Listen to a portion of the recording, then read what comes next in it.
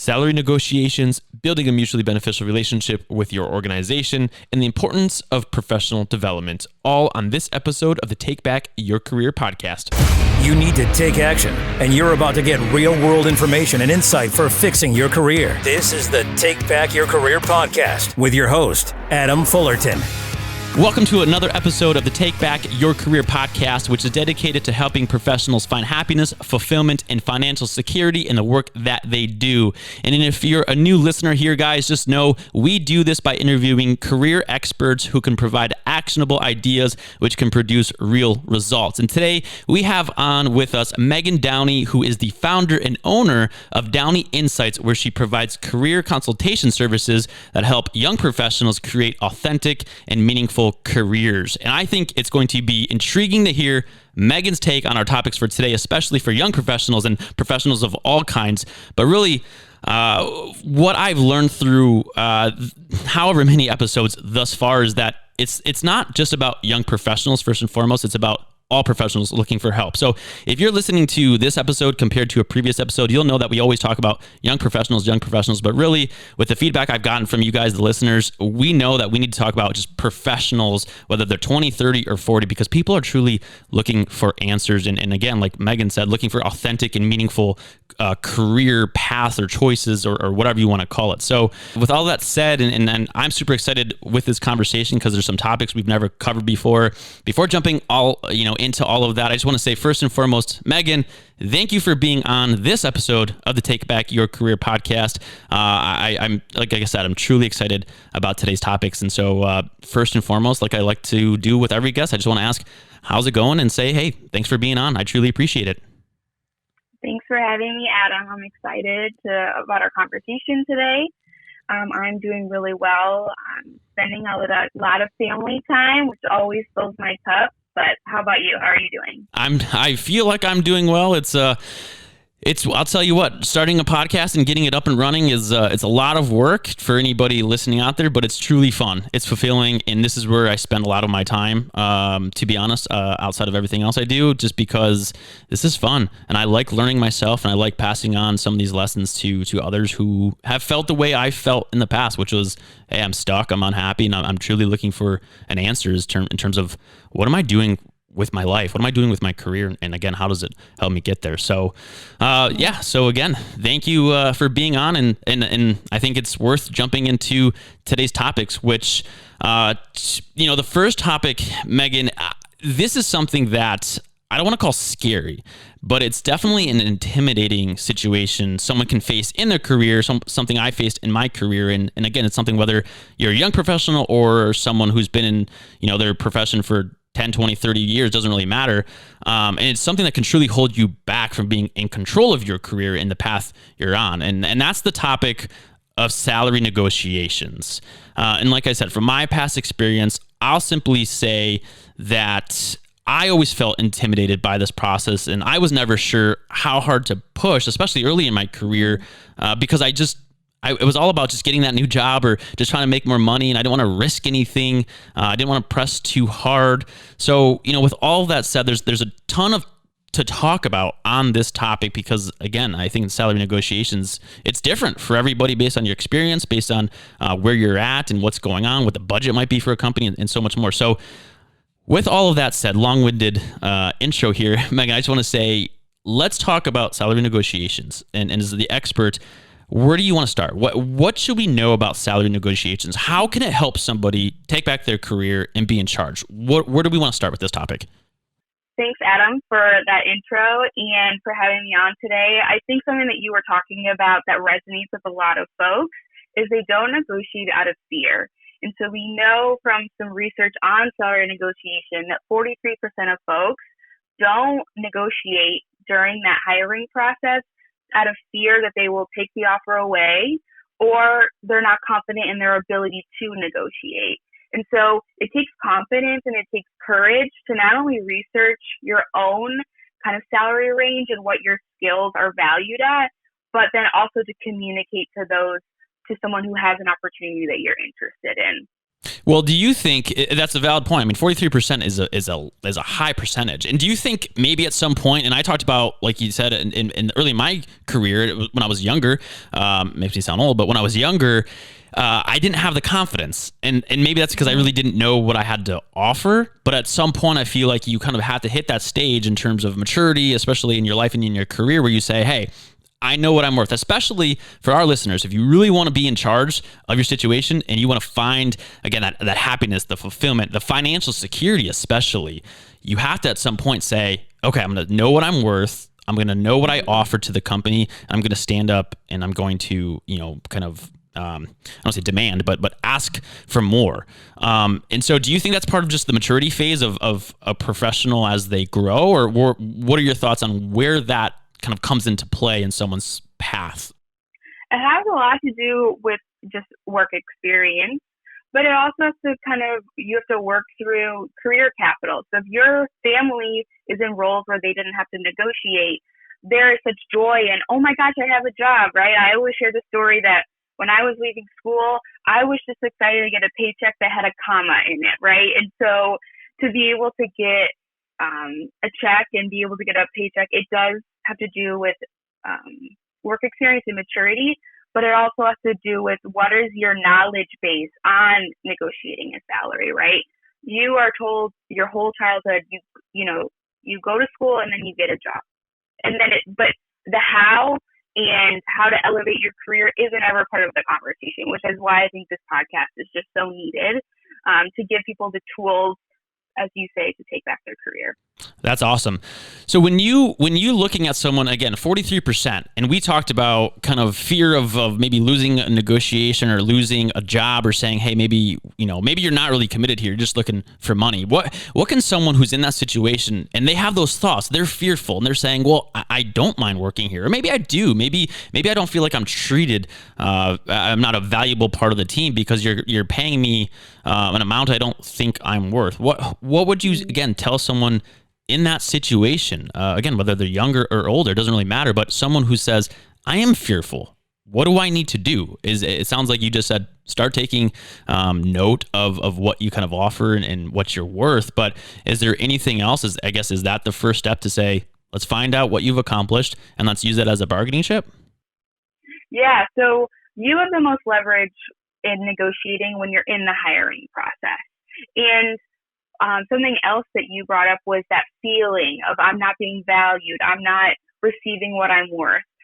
This whole process should be based on facts and not feelings. And if you're feeling like you're not being fairly compensated, then you need to start doing the research to what is the market rate for your industry, for your title, for your organization.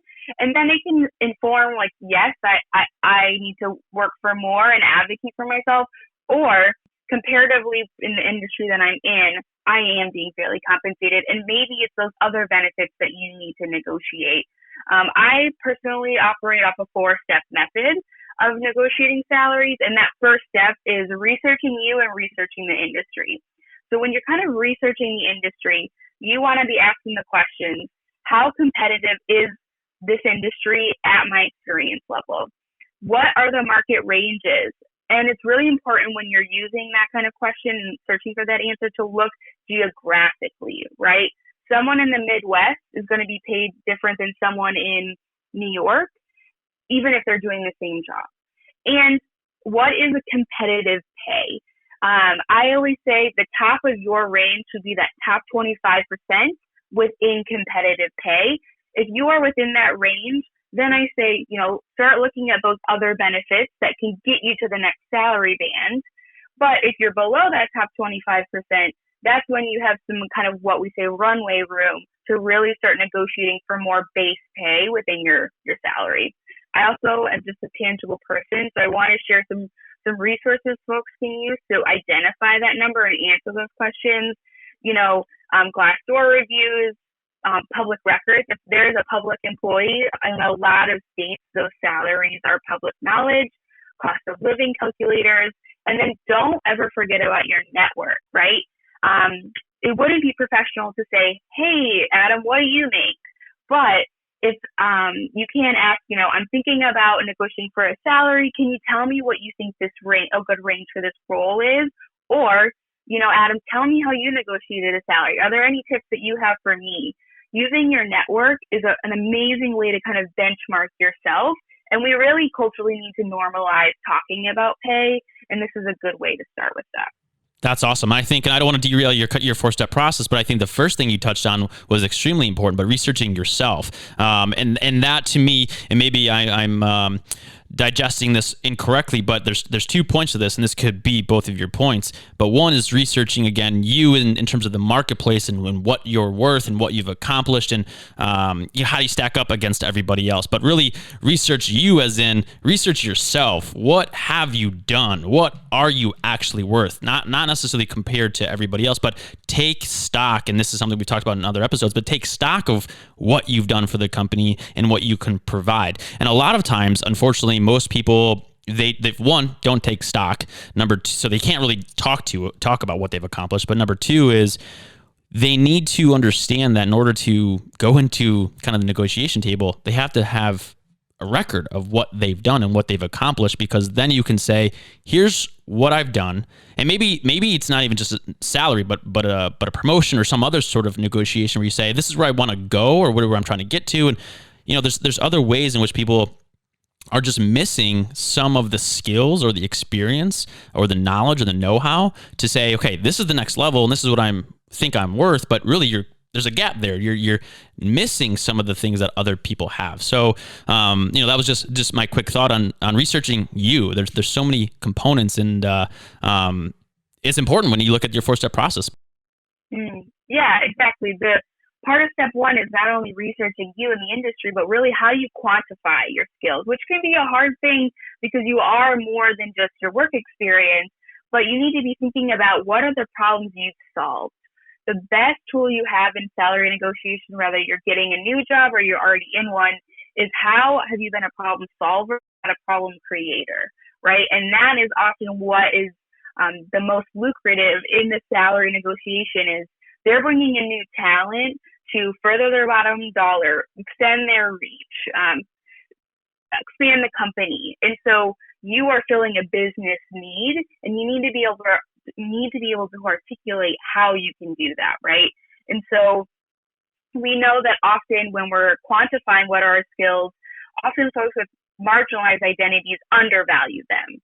And so you really need to be, again, using your network, talking to your mentors, and identifying what have I brought to the table. If, you're early in your career or you don't know really, start with a job description. Break it down. How have I done this? How have I, furthered this goal or built this skill? If you've gotten another degree, all of those things, you should be kind of quantifying what have you brought personally within your development and what have you brought to the organization to identify you. Some good skills where you can say, okay, what is this worth in my career? Glassdoor Know Your Worth is a great tool. PayScale, Salary.com, LinkedIn Salary are all great ways to say, okay, what is a good range for my set of experiences, my insight? And it doesn't matter if this is your first job or if you've been in a career for 30 years, you should be able to always articulate, here's where I'm at now, and what do I need to do to get to that next salary band or that additional benefit that I'm looking for?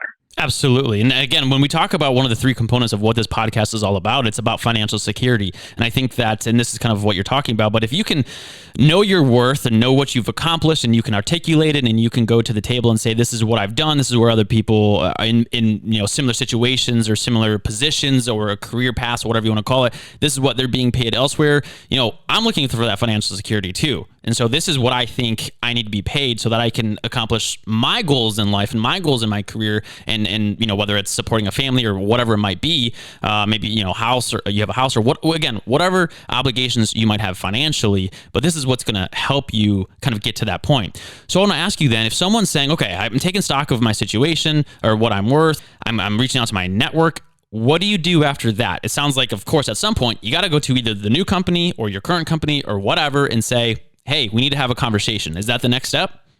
Yeah. So the obviously we just recap the first step of researching you in the industry. The second would be kind of analyzing the offers. That's your current employment, or if you're job searching for another one. And I always tell people, you should always be job searching. You should always be ready to take that next step. And so giving an analysis of where you currently are, right? Analyze that offer. If you're job searching, the process is a little bit different. You want to receive the offer and you always want to say, thank you. Can I have some time to think about this? Because you have the most leverage in that new hire process, in that window of you receiving the offer and you signing the contract. Once you sign that contract, it's a little bit more difficult, and we can talk about that, but you never want to give that leverage away. And this is the part of the process when people receive the offer that fear comes in the most, because they've worked so hard to get that offer. And then they're like, well, I don't want them to take it away, or I don't want to seem unprofessional. Gender roles may be playing into it, where if I, as a female, advocate for myself, I may be seen as having an attitude or too aggressive, right? And so be prepared to thank them, ask for a week to 2 weeks. That's, industry standard for most organizations, but also be prepared for tough questions. If you're going to advocate for yourself, be prepared to defend them. So they might ask you, are you looking elsewhere? Do you have other offers? And being able to kind of handle those things. But reviewing the whole package is super important in this step. And that includes if you're already working at your current employer, right?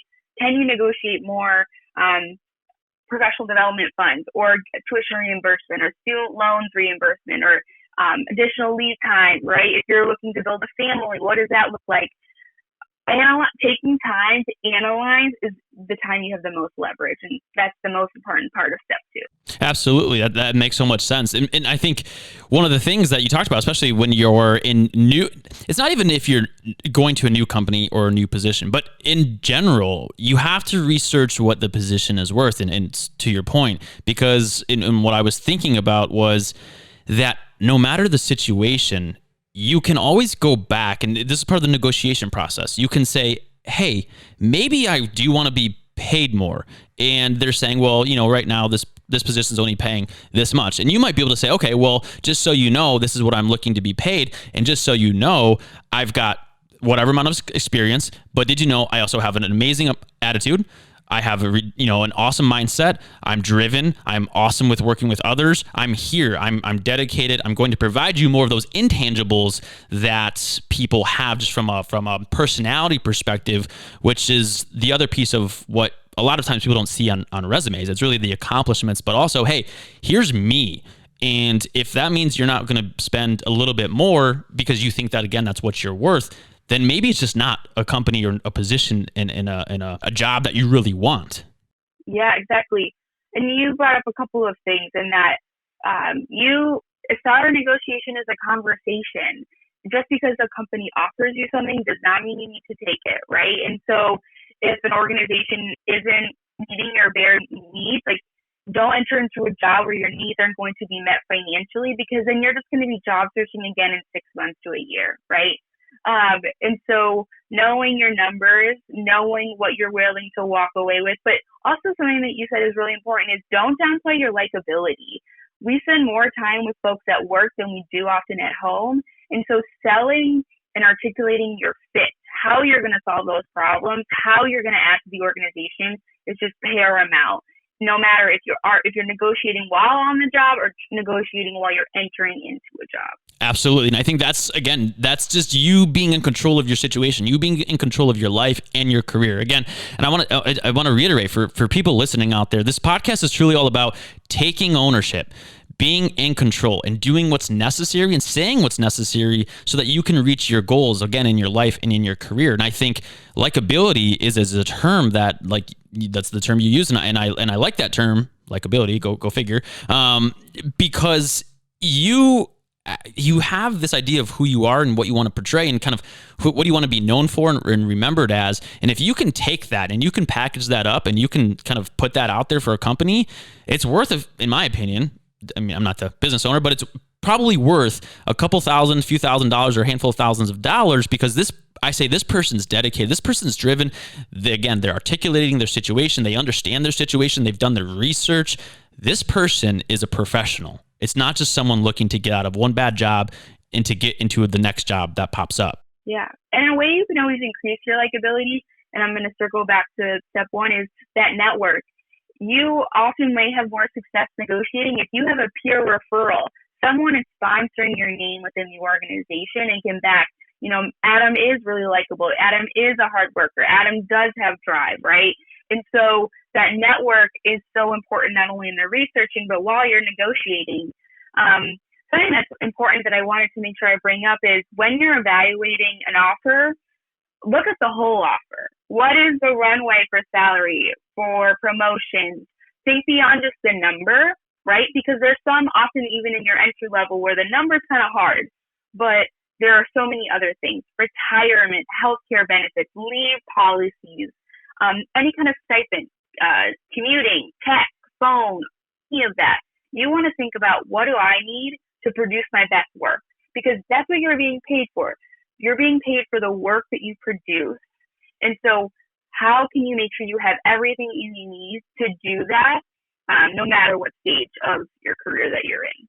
So step one, just to recap, is, research. Step two is analyzing the offer. Step three is the actual negotiation conversation. And this is where practice is so key. You probably already negotiate in your everyday life, whether it's with your internet company or, trying to get the best price at the grocery store. How can you practice advocating for your needs? And so when you're analyzing that offer, create a game plan. What's most important to least important? Because there's a large chance you're not going to get everything that you ask for. And how can you package things? So maybe you're packaging the stipends together, or the pay, or leave balances. But this kind of circles back to facts over feelings. So it's not, I want $10,000 more dollars. It's, based off my industry research, to your competitors, to this is industry standards. Is this possible? If your recruiter or your manager is getting a little frustrated, or you're feeling like they're not receptive, it's totally possible and professional to ask, what about this package is negotiable? What benefits are negotiable? And so then it can be a little bit more friendly conversation. A tip I wanted to make sure to add is, and this is no matter in your career, when you make the ask, stand in that ask and be confident. If you've cited the research or you cited your experience, sit there and let them ruminate and respond. What often happens is people will make an ask and then they'll talk themselves down by trying to fill the space. Make the ask because you've done the research and you can back it up, and allow them to respond. Don't automatically withdraw something you put it out just because it was hard to ask.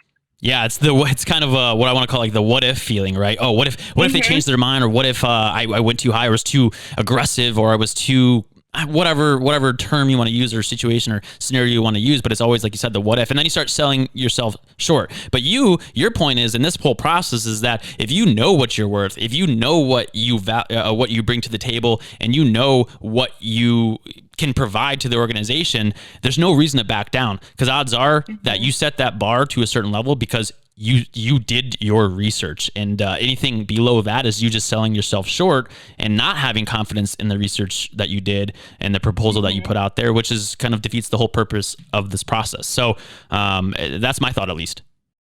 Yeah, and another tip I just want to add is understanding when you make that ask, you may not get an immediate answer. And that's true no matter if you're working with HR or you're looking to go into a new organization. Often you make an ask and then that person has to go to a manager or someone else. And so sometimes you have to, if you negotiate on a Friday, you may not get an answer till Tuesday.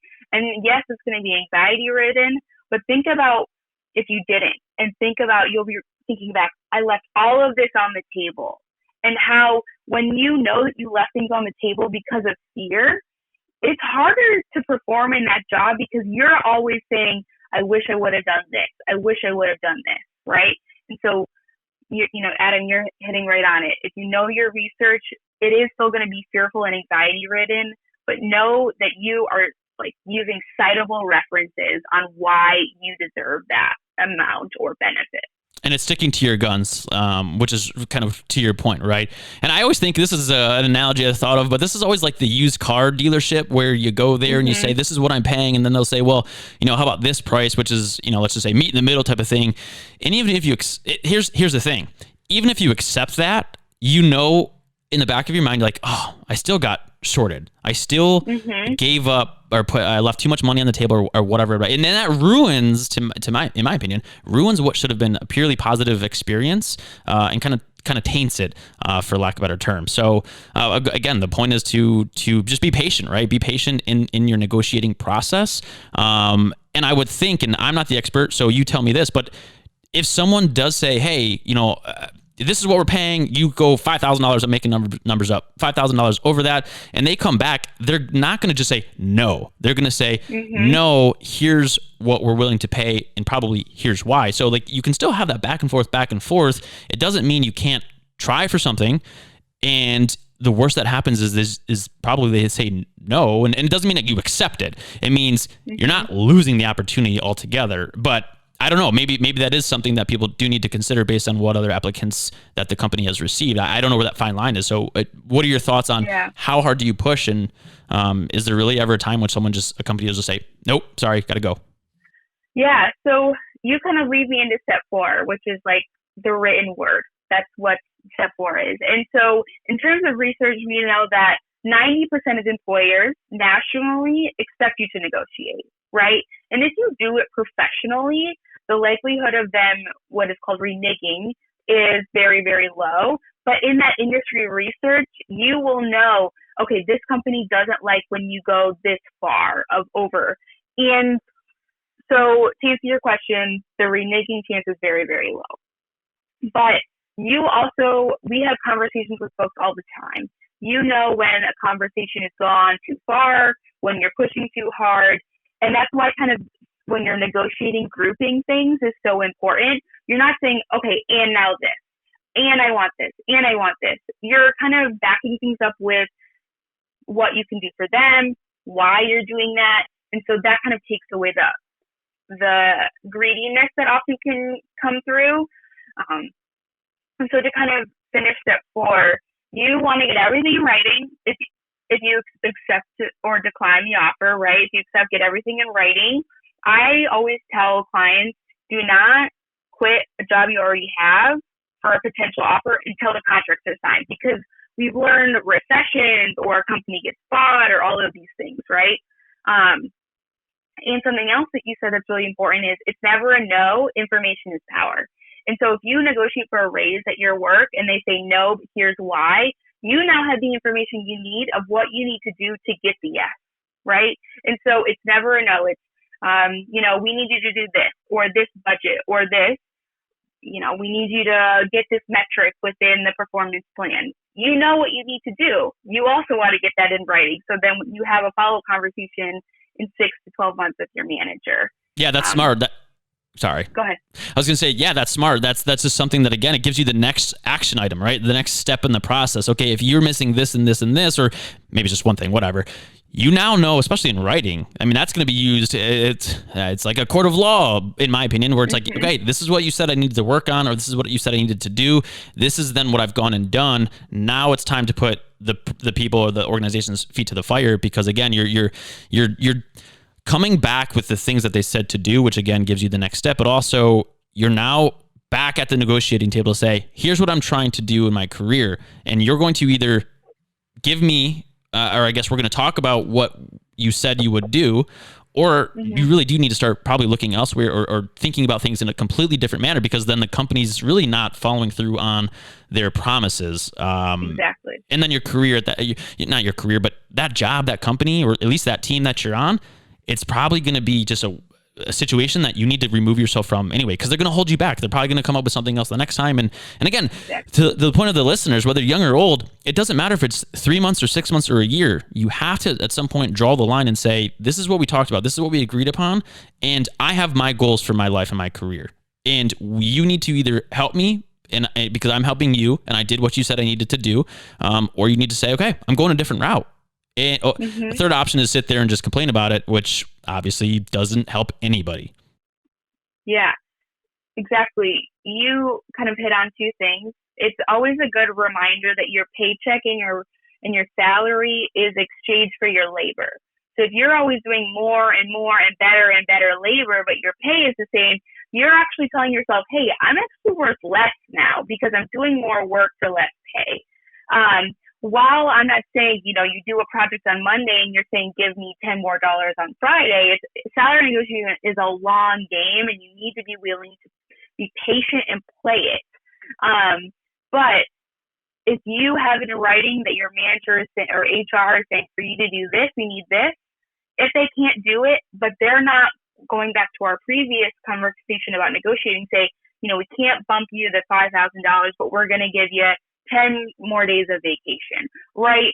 You want to know that your employer is investing in you as you are investing in meeting their needs, right? And so it's always a good centering point. Yeah, absolutely. It's a mutually beneficial relationship. And I guess I always talk about salary and money, but yeah, it can be, like you said, there's so many different things that you can negotiate with, from vacation days to stipends to stock in the company or whatever else. There's doesn't have to be just money, but I completely agree with what you just said. So I know we've already talked about, at this point, 30 minutes or so of just salary negotiations, which is such a critical topic. And so when and you mentioned this earlier, what I want to talk about now for at least a few minutes, and we'll probably have to have you back on to cover this topic in full, but you said this earlier, this is where you're to elevate your career, professional development. This is just one tactic. This is one actionable idea, salary negotiation. So I know you're chock full of other ideas and other things that people can do. So is there, an item or two that you want to talk about? And I don't want to kind of rush this and say really quick, but is there something else that we want to talk about right this moment? Or again, maybe it's best to have you back on for another episode to talk about all these different ideas and things that people can do. But again, is there something else that we want to touch on that you find most important that people should know listening to this episode? Yeah. So the salary conversation kind of leads into this, and that your manager or HR is probably going to tell you what you need to get to the next level. So right there, that's professional development. And how can you do that not only in your work, but in your personal life or applying it to projects? And so I kind of group professional development in three categories: relationships, knowledge, and skills. So for relationships, right, mentors are key. You want a peer mentor, so someone who is at your level, who does great work. That's a great insight because there aren't power dynamics there. Then you want a mentor within your industry, right, at 1 to 3 levels above you. That's a great thing to think, okay, how should I be planning this? Or I'm having a problem with my manager. Can you practice salary negotiation with me? And then I always say you always want to have mentors in industries that you're interested in or could quickly pivot to if something happens. Your industry collapses, or you had to move for personal reasons. Again, you never want to chain yourself to one organization, to one industry, because we know that's not how the economy works anymore. The years of spending 50 years with one organization are pretty slim now. So you always need to be ready to kind of pivot into the next thing. And so that's where the relationship comes with networking at conferences, reading blogs, putting yourself out there. In terms of knowledge, we saw that a lot of professional development things were cut in the pandemic. And so I hope that we're doing better now and things have gotten back to normal. But what are free things? There's so many free webinars, LinkedIn, books. I think I have about 60 books next to me right now that are all about increasing the way I solve problems, think about things. Those are all great things. And you don't have to pay for them. Just go to the public library, rent them. You can use professional development time to kind of expand your thinking. And then kind of skills. I had a mentor once tell me, say yes to anything that challenges you. So if it's a project at work, if it's something in the community, if it can give you a new skill, a new insight, a new way to problem solve, then it helps you in your career. I always kind of share the story that I'm really involved in my community in terms of community activism. And while working with folks in the community, they have different needs than in the workplace, right? The standards are different. And so I was putting on events where folks with disabilities needed to engage. And so being able to plan events that were accessible and inclusive helps me do that better at work, right? And that was just a way for me to challenge myself. So again, relationships, knowledge, and skills. If you can focus and plan, okay, here's for this year how I'm going to try in each of these things, you're golden. That's awesome. I don't want to cut this short by any means. I think it's worth having you on, and we'll talk about this, but having you on because relationships, knowledge, and skills. There's so many components to each of those. I don't know, 3 legs to the table. I don't know, whatever you want to call it. But we can have a much deeper or in-depth conversation about those. But I agree. You leverage the relationships that you have, or make new ones. Learn new things, grow your mind, read. I'm a big advocate of just reading everything as much as possible and of course applying it into your everyday life, but also skills both in the workplace and out of the workplace. What can I do and how can I learn? And like you said, challenge yourself, try new things, and then take those learnings and apply them to your career. Because in my opinion, it's kind of like life and career kind of go hand in hand. And if you can learn new things in life, you can apply those to your career. If you learn new things in your career, you apply it to your life. And so get out there, try new things. But again, all this is to come back to say, understand what you are, understand who you are, understand what you're worth. And that's what's going to start the negotiation process for you, especially, again, if you're looking for that financial security piece of the puzzle. And having all of that knowledge and all that skill and all of the I know who I am and all the things I offer, that's going to set you up for the confidence you're looking for. That's going to set you up with the experience you need to say, this is what I'm looking for. This is, again, what I need you to provide me. So you can either stay with the company you're at, you can look for another company, you can go down a different career path, you can pivot to something else altogether. But that gives you the options. Those gives you the options. That gives you, again, the confidence to say, I can do whatever it might be, and I can negotiate wherever I need to negotiate so that I can be in control of my situation. That's kind of my summary, I guess, of this episode. Very quickly, kind of putting that all together on the fly. But that's my takeaway from this entire episode. Yeah, you kind of hit on it.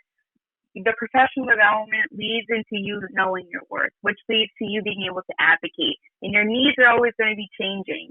Right? What I need at 22 is different than what I need at 32. And so being able to understand myself, what I need to be successful, and how I'm contributing is necessary for a successful and long-lasting career. That's a great message. I truly think it is. I'm so glad we had this conversation. And again, I think we could talk about this even more. And I would love to in a future episode. I think this episode just right now, what we talked about, there's so much power behind the messages and the information and the ideas and the actions, the steps, the process, the 4-step process you just shared, and how people can leverage, again, the relationships, the knowledge, the skills, and set themselves up to take on that 4-step process and change their situation and change their path. And like obviously the name of the podcast, take back their career. So Megan, I think this was an awesome conversation. I truly appreciate you being on this episode of the podcast. I want to ask you, of course, where can people find you? People that agree with your thoughts, maybe people disagree, but they want to find you and talk to you and look for you for future conversations or to work with you with your business and the services you provide, or in general, just engage with you. Where can people find you and have those conversations? Sure, absolutely. So I have a website, which is DowneyInsights.com, but I also put a lot of, free educational content on all of the things we just talked about in this episode on my Instagram, which is just @DowneyInsights. I'd love to hear from folks on their thoughts, or if there's any more resources or research that I can provide to them. These things are evergreen. They're always going to be needed in your career. And so I want to help people just like you maximize and achieve their dreams. Great. Yeah. I mean, thank you for sharing that. And again, thank you, of course, for being on this episode. So to recap really quick for our listeners today, we talked all about salary negotiations, which is a big part of finding the financial security that you're after. And we talked with Megan about her 4-step process, which, without getting into each step and, what each one entails, really know that it all begins with you researching yourself and understanding what you bring to the table and what it's worth, especially when you compare it to what other positions with similar roles and responsibilities are paying, and also with what your peers are making for similar work that you're doing. So we also talked about professional development and building relationships, guys, and increasing your knowledge and learning new skills, and what that can really do for you, and how it, of course, can feed into building up your worth and helping you earn more money to bring this full circle. But again, that was just a little recap for you guys on this episode. But again, go back and listen to all of it if you haven't, and truly realize how insightful and educational this episode was with Megan being on. So again, thank you for listening to this episode of the Take Back Your Career podcast. I truly appreciate you guys tuning in. And as always, I will catch you on the next episode. Take care. Thanks for tuning in to this episode of the Take Back Your Career podcast with your host, Adam Fullerton, the podcast dedicated to giving you expert advice and actionable ideas so that you can achieve real results and finally take back your career. Like what you heard in today's episode? Consider leaving a 5-star review and visiting takebackyourcareerpodcast.com, Apple Podcasts, Google Podcasts, or Spotify for more episodes. And remember, Mondays shouldn't suck, and neither should finding help. Thanks for listening to Take Back Your Career podcast.